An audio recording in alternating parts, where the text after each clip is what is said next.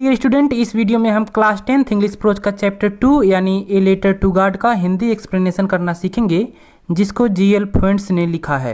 इस वीडियो में मैं इस पूरे चैप्टर के एक एक लाइन का हिंदी अर्थ बताने के साथ साथ जो भी कठिन वर्ड्स रहेंगे उनका हिंदी मीनिंग भी बता दूंगा। इस चैप्टर के राइटर जीएल फ्लुएंट्स प्रसिद्ध आधुनिक लेखकों में से एक हैं।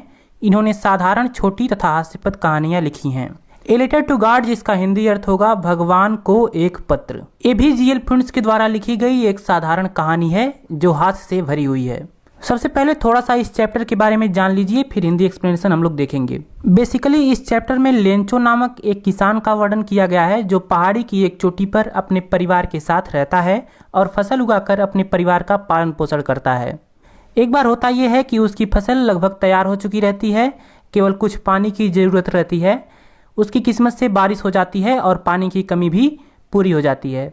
अब लेंचो अपने खेत में जाता है और अपने फसल को देखकर बहुत खुश होता है, लेकिन तभी अचानक तेजी से हवा चलती है और बारिश के साथ ओले भी गिरने लगते हैं।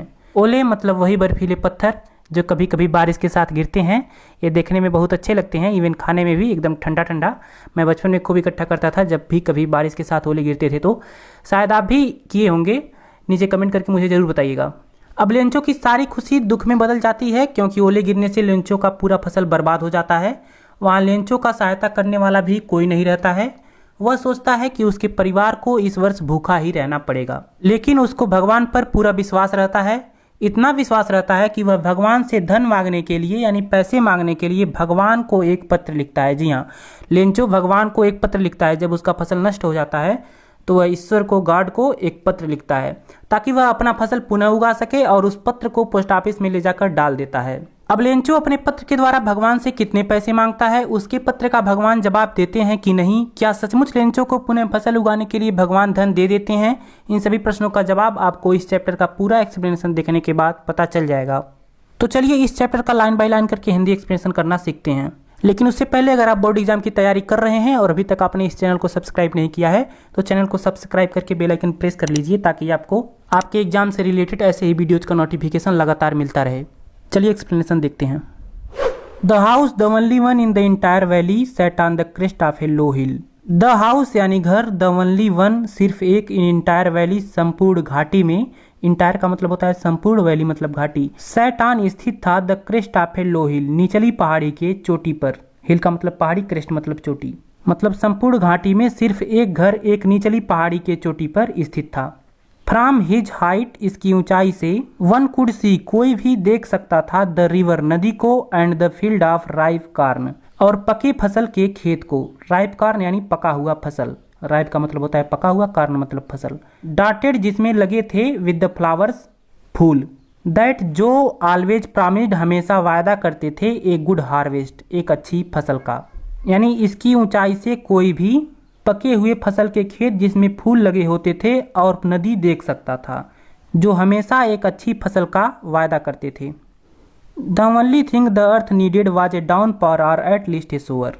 द ओनली थिंग सिर्फ चीज, द अर्थ नीडेड पृथ्वी को जरूरत थी, वाज ए डाउन पावर एक मूसलाधार बारिश की, आर अथवा एट लीस्ट कम से कम, ए सोअर एक बौछार की। डाउन पावर मतलब मूसलाधार बारिश, एट लीस्ट का मतलब कम से कम, सोअर मतलब बौछार, मतलब पृथ्वी को सिर्फ एक मूसलाधार बारिश अथवा कम से कम एक बौछार की जरूरत थी। Through out the morning Lencho, पूरे सुबह लेंचो, हु न्यू जो जानता था, हिज फील्ड्स अपने खेत को, इंटाइमेटली घनिष्ठता से या फिर नजदीकी से, इंटाइमेटली का मतलब होता है घनिष्ठता या फिर नजदीकी। हैड डन नथिंग एल्स, उसने कुछ भी नहीं किया, बट लेकिन, seen the sky towards the north east, उत्तर पूर्व की ओर आकाश में देखता रहा। यानी पूरे सुबह लेंचो जो अपने खेत को नजदीकी से जानता था, उसने उत्तर पूर्व की ओर बादलों को देखने के अतिरिक्त और कुछ भी नहीं किया। मतलब लेंचो अपने खेत में जाकर उत्तर पूर्व की ओर बादलों को देखता रहा। क्यों?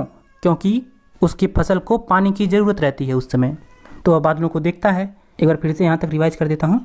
संपूर्ण घाटी में सिर्फ एक घर एक निचली पहाड़ी के चोटी पर स्थित था। इसकी ऊंचाई से कोई भी नदी तथा पके हुए फसल के खेत और इसमें लगे हुए फूलों को देख सकता था, जो हमेशा एक अच्छी फसल का वायदा करते थे। पृथ्वी को सिर्फ मूसलाधार बारिश अथवा कम से कम एक बौछार की जरूरत थी। पूरे सुबह लेंचो जो अपने खेत को नजदीकी से जानता था, उसने उत्तर पूर्व की ओर आसमान को देखने के अतिरिक्त और कुछ भी नहीं किया। Now we are really going to get some water woman. Lencho कहता है अपने पत्नी से कि नाउ अब, वी आर रियली गोइंग हम सचमुच जा रहे हैं, टू गेट प्राप्त करने, सम वाटर कुछ पानी, वुमेन औरत। वुमेन यानी अपने औरत को संबोधित करते हुए कहता है, वुमेन उसके पत्नी के लिए आया है। लेंचो कहता है कि प्रिय अब हम सचमुच कुछ पानी को प्राप्त करने जा रहे हैं। ऐसा लेंचो अनुमान लगाता है तो वह अपनी पत्नी से कहता है।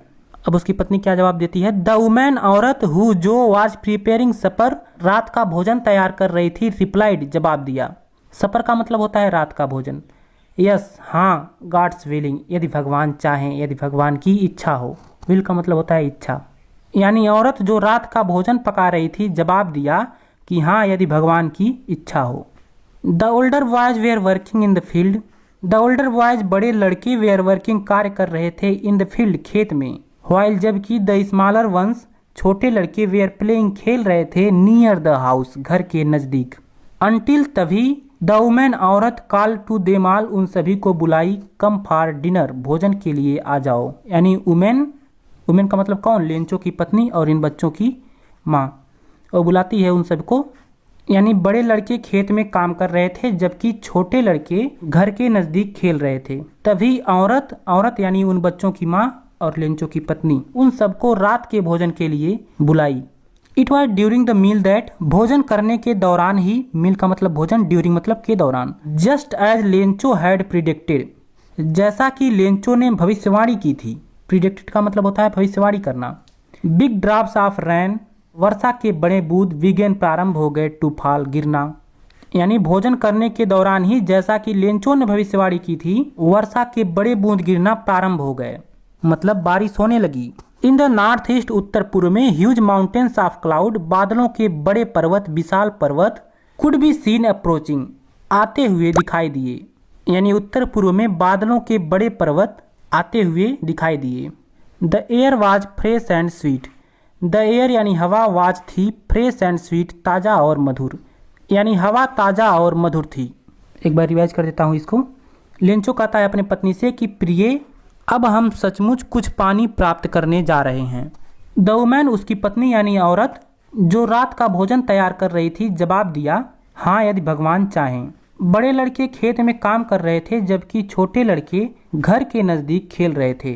तभी औरत उन सबको रात के भोजन के लिए बुलाई। भोजन करने के दौरान ही जैसा कि लेंचो ने भविष्यवाणी की थी, वर्षा के बड़े बूंद गिरना प्रारंभ हो गए। उत्तर पूर्व में बादलों के बड़े पर्वत अपनी ओर आते हुए दिखाई दिए। हवा ताजी और मधुर थी। द मैन आदमी वेंट आउट बाहर निकल पड़ा, फॉर नो अदर रीजन किसी अन्य कारण से नहीं, टू हैव द प्लेजर आनंद लेने के लिए, ऑफ फीलिंग द रेन वर्षा के अनुभवों का। प्लेजर मतलब होता है आनंद। ऑन हिज बॉडी अपने शरीर पर। यानी आदमी बाहर निकल पड़ा किसी अन्य कारण से नहीं, केवल अपने शरीर पर वर्षा के आनंद का अनुभव लेने के लिए। एंड वेन और जब ही रिटर्नेड वह लौटा, ही एक्सक्लेम्ड उसने आश्चर्यपूर्वक कहा। वह आदमी कोई और नहीं रहता है, लेंचो रहता है। यानी आदमी कौन? लेंचो केवल अपने शरीर पर वर्षा के आनंद का अनुभव लेने के लिए बाहर निकल पड़ा और जब वह लौटा तो उसने आश्चर्यपूर्वक कहा। क्या कहा आगे देखिए। वह आदमी यानी लेंचो कहता है, these are not rain drops falling from the sky, they are new coins. यानी कहता है कि आसमान से वर्षा के बूंद नहीं गिर रहे हैं। रेन ड्रॉप्स का मतलब होता है वर्षा के बूंद। दे आर न्यू क्वाइंस वे नए सिक्के हैं। क्वाइंस का मतलब सिक्के। The big drops are 10 cent pieces. The big drops बड़े बूंद आर हैं 10 सेंट पीसेस 10 सेंट के। एंड और द लिटिल वंस छोटे बूंद आर 5 सेंट के। यानी वह कहता है कि आसमान से वर्षा के बूंद नहीं गिर रहे हैं, वे नए सिक्के हैं। बड़े बूंद 10 सेंट के हैं और छोटे बूंद 5 सेंट के। अगला पैसेज देखिए। विद ए सेटिस्फाइड एक्सप्रेशन एक संतुष्ट भावना के साथ। वीडियो को आप देखते रहिए, इस चैप्टर में आपको कोई भी डाउट नहीं रह जाएगा। एक संतुष्ट भावना के साथ, एक्सप्रेशन मतलब भावना, सेटिस्फाइड मतलब संतुष्ट। ही रिगार्डेड उसने देखा the field of ripe corn पके फसल के खेत को। राइप का मतलब पका हुआ, कॉर्न मतलब फसल, इसके पहले भी मैंने आपको बताया है। विथ इट्स फ्लावर इसके फूलों को, ड्रैप्ड जो लिपटे हुए थे, in the curtain of rain वर्षा के चादर में। कर्टन मतलब चादर। मतलब एक संतुष्ट भावना के साथ यानी खुश होकर उसने पके हुए फसल के खेत और इसके फूलों को देखा जो वर्षा के चादर में लिपटे हुए थे। किसने देखा? लेंचो ने। बट सडनली, लेकिन अचानक ए स्ट्रांग वाइंड, एक तेज हवा, बिगिन टू ब्लो, बहना प्रारंभ हो गई। And along with the rain, और बारिश के साथ, वेरी लार्ज हेलस्टोन, बहुत बड़े ओले, बिगिन टू फॉल, गिरना प्रारंभ हो गए। हेलस्टोन का मतलब ओले, लार्ज का मतलब बड़ा। यानी अचानक तेज हवा चलना प्रारंभ हो गई और वर्षा के साथ बहुत बड़े ओले गिरना प्रारंभ हो गए। मतलब उस बारिश के बाद तेज हवा चलती है और फिर बारिश के साथ ओले भी गिरने लगती हैं। These truly did resemble new silver coin. These, ये सब, ट्रूली, सचमुच, रिसेंबल, प्रतीत हो रहे थे, न्यू सिल्वर क्वाइन, नए चांदी के सिक्के की तरह। मतलब राइटर लिखते हैं कि ये सब सचमुच नए चांदी के सिक्के की तरह प्रतीत हो रहे थे। रिसेंबल का मतलब होता है प्रतीत होना, सिल्वर क्वाइंस, चांदी के सिक्के। कौन प्रतीत हो रहे थे? ओले। द बॉयज, लड़के, एक्सपोजिंग, खुला छोड़ दिए, देमसेल्वेज, खुद को, टू द रैन, बारिश में, रैन आउट, भागे, टू कलेक्ट, इकट्ठा करने के लिए। किसको इकट्ठा करने के लिए? द फ्रोजन पर्ल्स, जमे हुए मोतियों को, यानी ओलों को। मतलब लड़के खुद को बारिश में खुला छोड़ दिए और जमे हुए मोतियों यानी ओलों को इकट्ठा करने के लिए भागे। लड़के उसको इकट्ठा करने के लिए, जो पत्थर गिर रहे थे उसको इकट्ठा करने के लिए दौड़ पड़े। रिवाइज कर देता हूँ इसको। एक संतुष्ट भावना के साथ उसने पके हुए फसल के खेतों और इसके फूलों को देखा जो वर्षा के चादर में लिपटे हुए थे। लेकिन अचानक एक तेज हवा बहना प्रारंभ हो गई। ब्लो का मतलब हवा चलना। और बारिश के साथ बहुत बड़े पत्थर गिरना प्रारंभ हो गए। ये सचमुच नए चांदी के सिक्के की तरह प्रतीत हो रहे थे। बच्चे खुद को बारिश में खुला छोड़ दिए और जमे हुए मोतियों यानी ओले को इकट्ठा करने के लिए भागे। It's really getting bad now, अब यह सचमुच बुरा हो रहा है। एक्सक्लेम्ड द मैन, आदमी ने आश्चर्यपूर्वक कहा। आई होप, मैं आशा करता हूँ, इट पासेस क्विकली, यह जल्दी ही बीत जाएगा, यह जल्दी ही समाप्त हो जाएगा। क्विकली मतलब जल्दी ही, तेजी से। यानी आदमी ने आश्चर्यपूर्वक कहा। आदमी कौन? लेंचो ने। उसने आश्चर्यपूर्वक कहा, अब यह सचमुच बुरा हो रहा है, मैं आशा करता हूँ यह जल्दी समाप्त हो जाएगा। राइटर लिखते हैं, it did not passes quickly, यह जल्दी समाप्त नहीं हुआ। फॉर एन हावर, 1 घंटे तक। द हेल रैंड, ओले बरसे। ऑन द हाउस, घर पर। द गार्डन, बागीचे में। द हिल साइड, पहाड़ी के किनारे। द कॉर्न फील्ड, फसल के खेत में। ऑन द होल वैली, और संपूर्ण घाटी पर। यानी राइटर लिखते हैं, यह जल्दी समाप्त नहीं हुआ। क्या? ओले गिरना जल्दी समाप्त नहीं हुए। 1 घंटे तक ओले घर पर, बागीचे में, पहाड़ी के किनारे, फसल के खेत में और संपूर्ण घाटी पर गिरते रहे, बरसते रहे। द फील्ड वाज व्हाइट, खेत सफेद हो गया था। एज इफ, जैसा कि। कवर्ड विथ साल्ट, नमक से ढक गया हो। साल्ट का मतलब नमक, कवर्ड मतलब ढका हुआ। यानी खेत सफेद हो गया था जैसे नमक से ढक गया हो। यानी ओले गिरने से इतने ओले गिरे थे कि खेत सफेद हो गया था।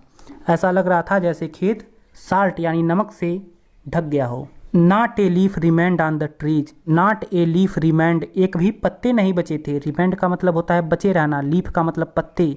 ऑन द ट्रीज, पेड़ों पर, यानी पेड़ों पर एक भी पत्ते नहीं बचे हुए थे। The corn was totally destroyed, फसल संपूर्णतया नष्ट हो गई थी। टोटली मतलब संपूर्ण रूप से, डिस्ट्रॉयड मतलब नष्ट हो जाना। द फ्लावर्स, फूल, वेयर गॉन, चले गए थे। फ्रॉम द प्लांट्स, पौधों से, यानी पौधे से फूल चले गए थे मतलब गिर गए थे। लेंचो साल, लेंचो की आत्मा, सोल मतलब आत्मा। वाज फील्ड, भर गई थी। विथ सैडनेस, दुख से, लेंचो की आत्मा दुख से भर गई थी। व्हेन, जब। द स्टार्म हैड पास्ड, आंधी बीत गई, आंधी समाप्त हो गई। स्टार्म मतलब आंधी। ही स्टूड, वह खड़ा हो गया। इन the middle of the field, खेत के बीच में। एंड सैड, और कहा। टू हिज सन्स, अपने पुत्रों से। मतलब जब आंधी समाप्त हो गई तो वह खेत के बीच में खड़ा हो गया और अपने पुत्रों से कहा। क्या कहता है नीचे दिया गया है, लेकिन उससे पहले इसको रिवाइज कर देता हूँ पहले, ताकि आपको एकदम कंठस्थ हो जाए। राइटर लिखते हैं कि यह तेजी से नहीं समाप्त हुआ। 1 घंटे तक ओले घर पर, बागीचे में, पहाड़ी के किनारे पर, फसल के खेत में और संपूर्ण घाटी पर गिरते रहे। खेत सफेद हो गया था जैसे नमक से ढक गया हो। वृक्षों पर एक भी पत्ते नहीं बचे हुए थे। फसल पूर्णतया नष्ट हो गई थी। पौधों से फूल गिर गए थे, पौधों से फूल चले गए थे।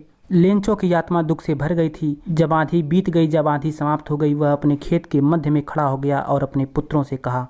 क्या कहता है अब देखिए आगे। लेंचो कहता है, a plague of locust would have left more than this, यानी ए प्लेग ऑफ लोकस्ट, टिड्डियों का आक्रमण या फिर टिड्डियों का समूह, would have left more than this, इससे अधिक छोड़ जाता है। यानी टिड्डियों का आक्रमण भी इससे अधिक छोड़ जाता है। लोकस्ट का मतलब होता है टिड्डा। द हेल, ओले ने, हैज लेफ्ट नथिंग, कुछ भी नहीं छोड़ा। दिस ईयर, इस वर्ष, we will have no corn, हमारे पास कोई भी अनाज नहीं रहेगा। यानी लेंचो अपने पुत्रों से कहा कि टिड्डियों का आक्रमण भी इससे अधिक छोड़ जाता है।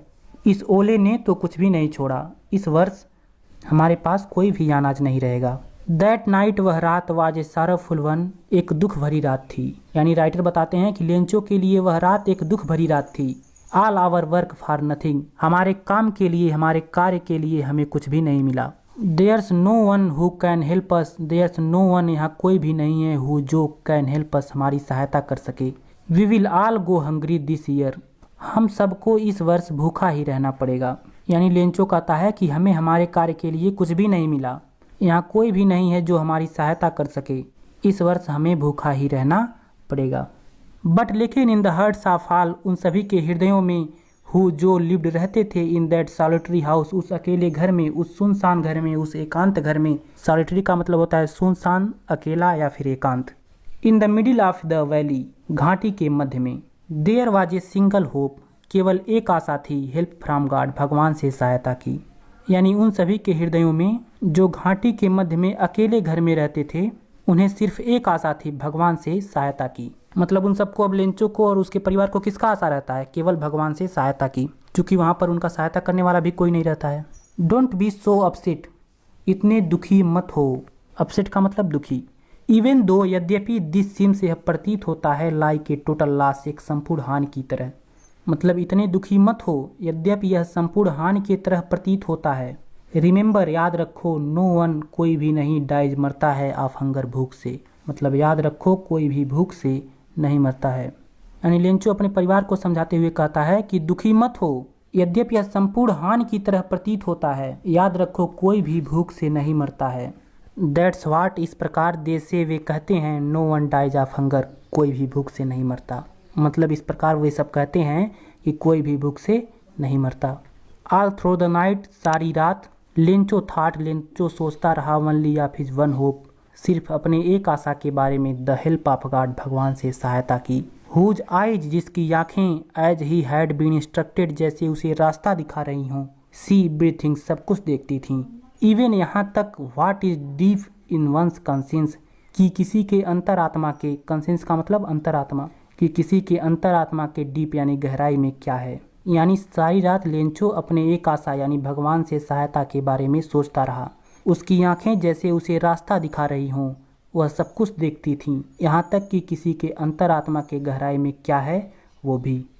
Lencho was an ox of a man, Lencho आदमी होते हुए भी एक बैल था। ऑक्स का मतलब बैल। वर्किंग, जो कार्य करता था, लाइक एन एनिमल, एक पशु की तरह, इन द फील्ड्स, अपने खेतों में। बट स्टिल, लेकिन फिर भी, ही न्यू, वह जानता था, हाउ टू राइट, कैसे लिखा जाता है। यानी लेंचो जो आदमी होते हुए भी एक बैल था, वह अपने खेतों में पशुओं की तरह कार्य करता था, लेकिन फिर भी वह जानता था कि कैसे लिखा जाता है। मतलब वह किसान था, अपने खेतों में बैलों की तरह कार्य करता था, पशुओं की तरह कार्य करता था, लेकिन वह इतना जानता था कि लिखा कैसे जाता है। द फॉलोइंग संडे, अगले रविवार, एट डे ब्रेक, प्रातःकाल, डे ब्रेक यानी सवेरा या प्रातःकाल, ही बिगेन, उसने प्रारंभ कर दिया, टू राइट लेटर, पत्र लिखना, विच, जिसे ही हिमसेल्फ वुड कैरी, वह स्वयं ले जाकर, टू टाउन, शहर में, and place in the mail, डाक पेटी में डालेगा। यानी अगले रविवार प्रातःकाल उसने पत्र लिखना प्रारंभ कर दिया, जिसे वह स्वयं शहर ले जाकर मैल में यानी डाक पेटी में डालेगा। It was nothing less than a letter to God, मतलब यह भगवान को एक पत्र से कुछ भी कम नहीं था। यानी जो वह पत्र लिखा था लेंचो, वह पत्र किसे लिखा था? भगवान को पत्र लिखा था। क्या लिखता है अपने पत्र में, आगे देखिए। गॉड, भगवान, ही रोट, उसने लिखा। यानी उसने लिखा, किसने? लेंचो ने। क्या लिखा? भगवान। If you don't help me, यदि आप मेरी सहायता नहीं करते हैं, माई फैमिली, मेरा परिवार, एंड आई, और मैं, will go hungry this year, इस वर्ष भूखे रह जाएंगे। यानी उसने लिखा कि भगवान, यदि आप मेरी सहायता नहीं करते हैं तो मैं और मेरा परिवार इस वर्ष भूखे रह जाएंगे। I need 100 pesos, I need, मुझे ज़रूरत है, 100 पीसोस, 100 पीसोस की, in order to sow my field again, मेरे खेत में पुनः बीज बोने के लिए, एंड, और, टू लिव, जीवित रहने के लिए, अंटिल द क्रॉप्स कम्स, जब तक फसल नहीं आ जाते। बिकॉज, क्योंकि, द हेल स्टार्म, ओले ने क्या किया? सब कुछ नष्ट कर दिया। यानी लेंचो अपने पत्र में लिखता है, ध्यान दीजिएगा, उसने लिखा कि भगवान, यदि आप मेरा सहायता नहीं करते हैं तो मैं और मेरा परिवार इस वर्ष भूखा रह जाएगा। मुझे अपने फसल को पुनः बोने के लिए और जब तक फसल नहीं आ जाते तब तक जीवित रहने के लिए 100 पीसोस की ज़रूरत है, बिकॉज क्योंकि हैरिस्टार में यानी ओले ने सब कुछ नष्ट कर दिया। मतलब वह अपने पत्र में भगवान से 100 पीसोस मांगता है। किस लिए मांगता है? फसल को पुनः बोने के लिए और जब तक फसल नहीं उग जाते तब तक जीवित रहने के लिए। क्यों मांगता है? क्योंकि ओले उसके फसल को नष्ट कर देते हैं। चलिए आगे देखिए। ही रोट, उसने लिखा, टू गॉड, भगवान को, ऑन द एनवलप, लिफाफे पर, यानी वह लिफाफे के ऊपर टू गॉड यानी भगवान को लिखा जाता है ना पत्र पे, जिसके पास भेजना होता है टू लगाकर उसका नाम, तो वहाँ पे उसने लिख दिया टू गॉड यानी भगवान को, ऑन द एनवलप, किस पे? लिफाफे पर। पुट द लेटर इनसाइड, और इसके अंदर पत्र को रख दिया। इनसाइड का मतलब अंदर। एंड और स्टिल ट्रबल्ड, बहुत कष्ट से, वेंट, गया, टू टाउन, ही रोट, उसने लिखा, यानी उसने लिखा, किसने? लेंचो ने। क्या लिखा? भगवान, if you don't help me, यदि आप मेरी सहायता नहीं करते हैं, माई फैमिली, मेरा परिवार, एंड आई, और मैं, will go hungry this year, इस वर्ष भूखे रह जाएंगे। यानी उसने लिखा कि भगवान यदि आप मेरी सहायता नहीं करते हैं तो मैं और मेरा परिवार इस वर्ष भूखे रह जाएंगे। I need 100 pesos, I need, मुझे जरूरत है, 100 पीसोस, 100 पीसोस की, in order to sow my field again, मेरे खेत में पुनः बीज बोने के लिए, एंड और टू लिव, जीवित रहने के लिए, अंटिल द क्रॉप्स कम्स, जब तक फसल नहीं आ जाते, बिकॉज, क्योंकि, द हेल स्टार्म, ओले ने क्या किया? सब कुछ नष्ट कर दिया। यानी लेंचो अपने पत्र में लिखता है, ध्यान दीजिएगा, उसने लिखा कि भगवान यदि आप मेरा सहायता नहीं करते हैं तो मैं और मेरा परिवार इस वर्ष भूखा रह जाएगा। मुझे अपने फसल को पुनः बोने के लिए और जब तक फसल नहीं आ जाते तब तक जीवित रहने के लिए 100 पीसोस की जरूरत है, बिकॉज, क्योंकि हैरिस्टार में यानी ओले ने सब कुछ नष्ट कर दिया। मतलब वह अपने पत्र में भगवान से 100 पीसोस मांगता है। किस लिए मांगता है? फसल को पुनः बोने के लिए और जब तक फसल नहीं उग जाते तब तक जीवित रहने के लिए। क्यों मांगता है? क्योंकि ओले उसके फसल को नष्ट कर देते हैं। चलिए आगे देखिए।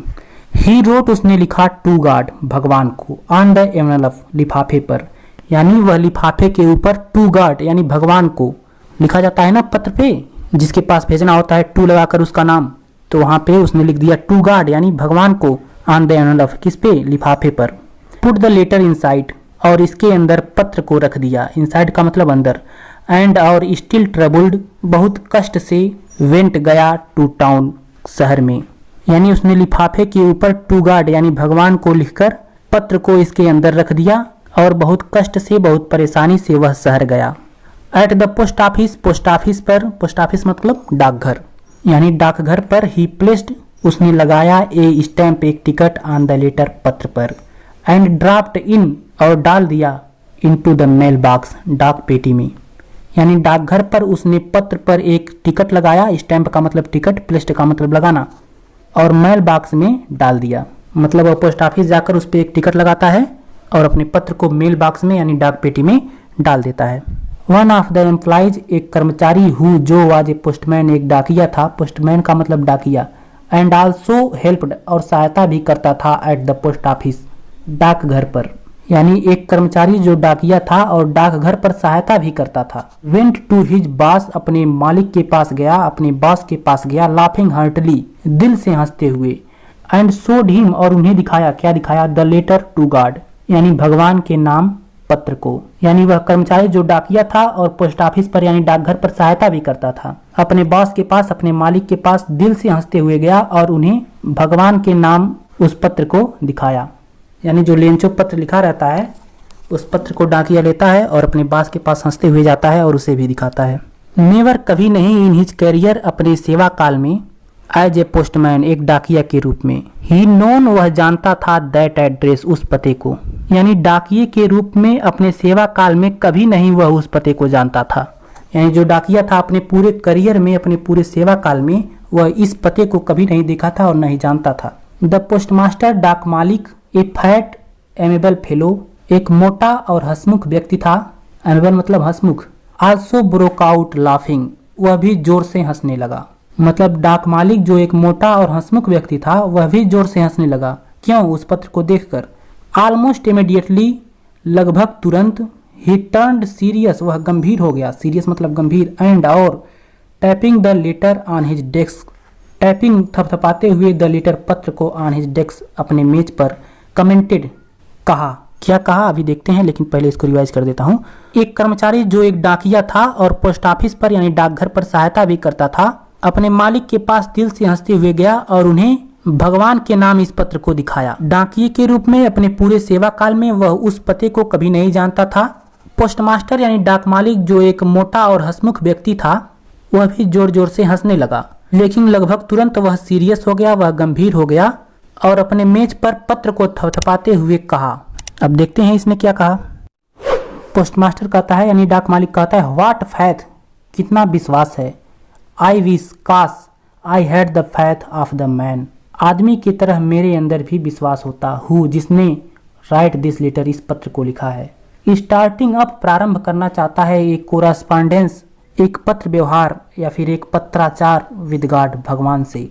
कोरेस्पोंडेंस मतलब होता है पत्र व्यवहार या पत्राचार, यानी जो पोस्टमास्टर होता है, डाक मालिक होता है, वह उस पत्र को देखकर कहता है कि व्हाट फैथ, कितना विश्वास है, काश, आई विश यहाँ पे लिखा है, वह इच्छा व्यक्त करता है कि काश मेरे अंदर भी उस व्यक्ति की तरह विश्वास होता जिसने इस पत्र को लिखा है, जो भगवान के साथ पत्र व्यवहार करना प्रारंभ कर रहा है। सो इसलिए इन ऑर्डर, इसी क्रम में, to shake the writer's faith in God, भगवान में राइटर यानी लेखक के विश्वास को बनाए रखने के लिए, यानी इसलिए इसी क्रम में कि भगवान में लेखक का विश्वास बना रहे, लेखक का विश्वास बनाए रखने के लिए, द पोस्टमास्टर, डाक मालिक को काश मेरे अंदर भी उस व्यक्ति की तरह विश्वास होता जिसने इस पत्र को लिखा है, जो भगवान के साथ पत्र व्यवहार करना प्रारंभ कर रहा है। सो इसलिए इन ऑर्डर, इसी क्रम में, to shake the writer's faith in God, भगवान में राइटर यानी लेखक के विश्वास को बनाए रखने के लिए, यानी इसलिए इसी क्रम में कि भगवान में लेखक का विश्वास बना रहे, लेखक का विश्वास बनाए रखने के लिए, द पोस्टमास्टर, डाक मालिक को केम अप, आया, विद एन आइडिया, एक विचार, आंसर द लेटर, पत्र का जवाब देने का, यानी भगवान में लेखक का विश्वास बनाए रखने के लिए पोस्टमास्टर को पत्र का जवाब देने का एक विचार आया। बट लेकिन व्हेन ही ओपनड इट, जब उसने इसे खोला, इट वाज एविडेंट, यह स्पष्ट था, एविडेंट मतलब स्पष्ट, दैट की टू आंसर इट, इसका जवाब देने के लिए, ही नीडेड, उसे ज़रूरत थी, सम थिंग्स, कुछ चीज़ों की, more than goodwill, ink and paper, यानी अच्छाई, स्याही और कागज़ के अतिरिक्त। गुडविल का मतलब नेक कार्य या फिर अच्छाई। लेकिन जब उसने इसे खोला तो यह स्पष्ट था कि इसका जवाब देने के लिए उसे अच्छाई, स्याही और पेपर के अतिरिक्त कुछ और चीज़ों की ज़रूरत थी।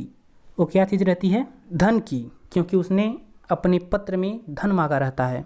बट लेकिन ही स्टक, वह अड़ा रहा, टू हिज रिजोल्यूशन, अपने निश्चय से, लेकिन वह अपने निश्चय से अड़ा रहा। स्टक मतलब अड़ा रहना, रिजोल्यूशन मतलब निश्चय।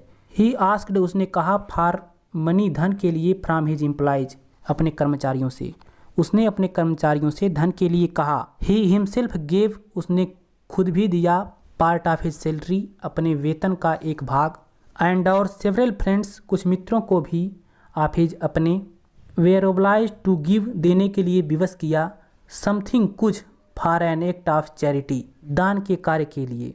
चैरिटी मतलब दान, एक्ट का मतलब कार्य, मतलब वह अपने निश्चय से अड़ा रहा।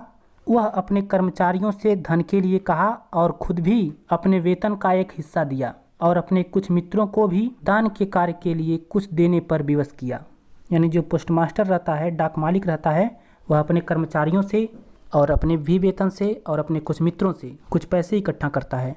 एक बार इसको फिर से रिवाइज कर देता हूँ। अतः इसी क्रम में कि लेखक का विश्वास भगवान में बना रहे, डाक मालिक को पत्र का जवाब देने के लिए एक विचार आया। लेकिन जब उसने इसे खोला, इसमें स्पष्ट था कि इसका जवाब देने के लिए उसे अच्छाई, स्याही और कागज के अतिरिक्त कुछ और चीज़ों की जरूरत थी।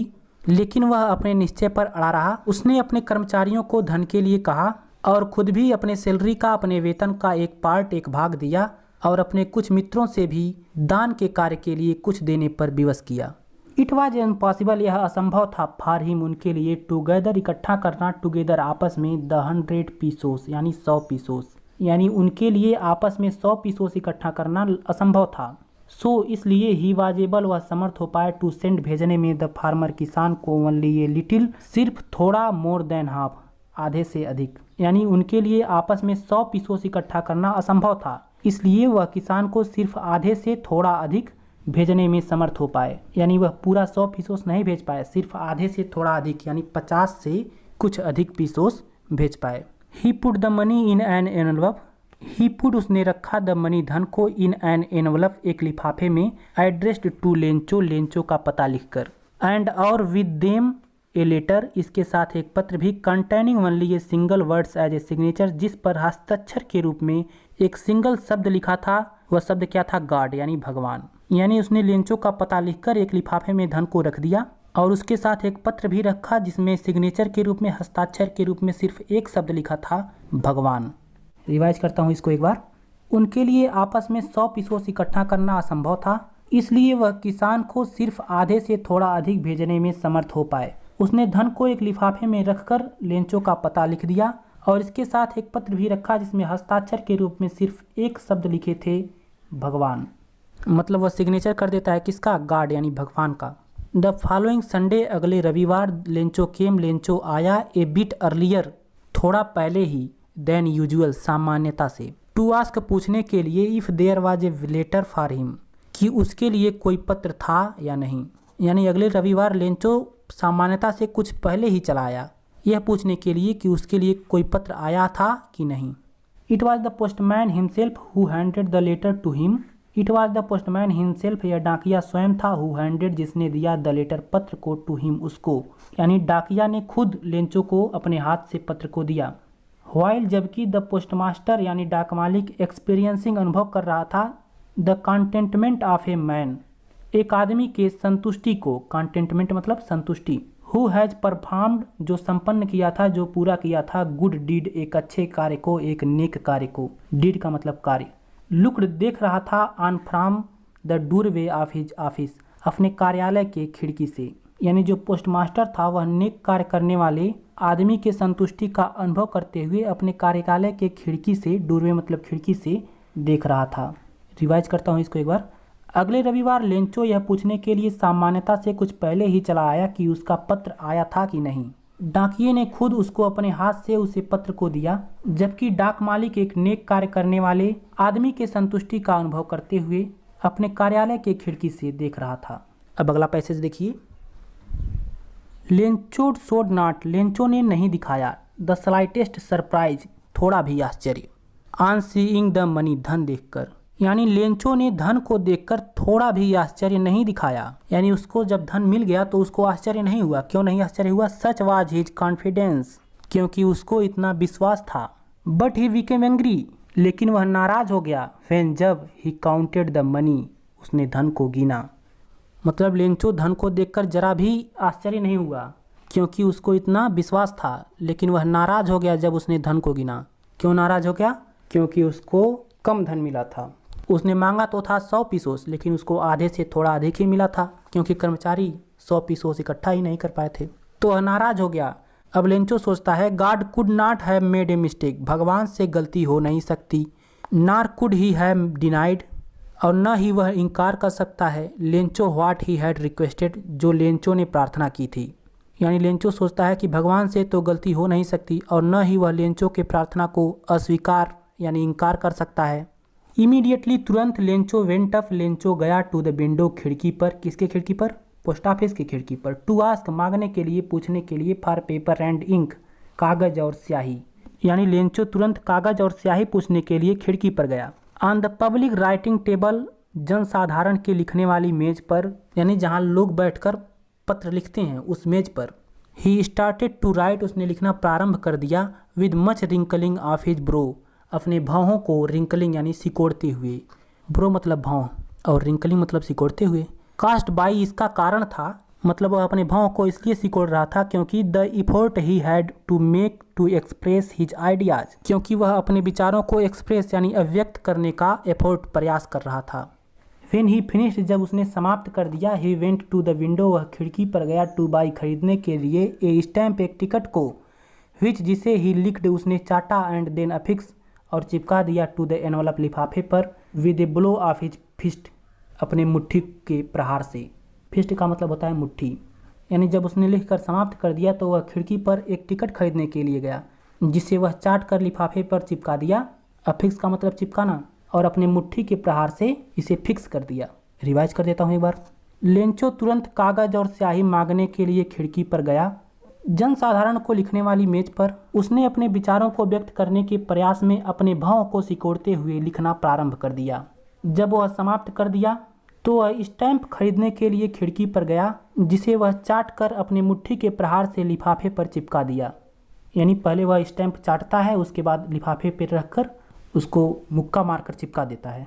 The moment that the letter fell into the mail box, the moment क्षण या पल, दैट द लेटर जब पत्र को फेल डालता है इंटू द मेल बॉक्स डाक पेटी में, यानी उस पल जब लेंचो अपने पत्र को डाक बॉक्स में डाक पेटी में डालता है। द पोस्टमास्टर डाक मालिक वेंट टू ओपन इट, इसे खोलने के लिए गया। मतलब जैसे ही उसने अपने पत्र को डाक पेटी में डाला, डाक मालिक इसे खोलने के लिए गया। इट सैड, इसमें लिखा गया था, इसमें कहा गया था। क्या लिखा था उसने? गॉड, भगवान, of the money that I asked, धन जो मैंने मांगे थे, ओनली 70 पीसोस रिस्ट मी, केवल 70 पीसोस मुझ तक पहुँचे हैं। सेंड मी द रेस्ट, बचा हुआ भी मुझे भेज दीजिए। यानी लेंचो अपने पत्र में लिखा रहता है कि भगवान जो धन मैंने मांगे थे केवल 70 पीसोस मुझ तक पहुँचे हैं, बचा हुआ भी मुझे भेज दीजिए। सिंस चूँकि I need it very much, इसका मुझे बहुत अधिक ज़रूरत है। बट लेकिन don't send it to me, मुझे इसे मत भेजिएगा थ्रू द मेल, मेल से होकर। लिखता है लेकिन इसे मुझे मेल के द्वारा मत भेजिएगा। क्यों मत भेजिएगा भाई?